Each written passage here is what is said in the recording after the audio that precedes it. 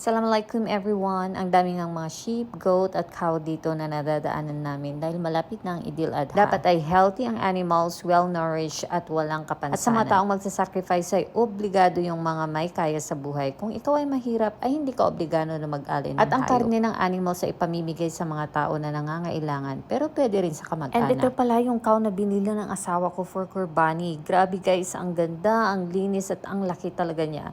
Parang feeling ko celebrity yung baka. Tapos nung tinanong ko yung presyo, shock ako. 4 lakhs daw. Around 88,000 pesos. Sabi ko like, parang pwede na tong pang family reunion budget sa Pinas ah.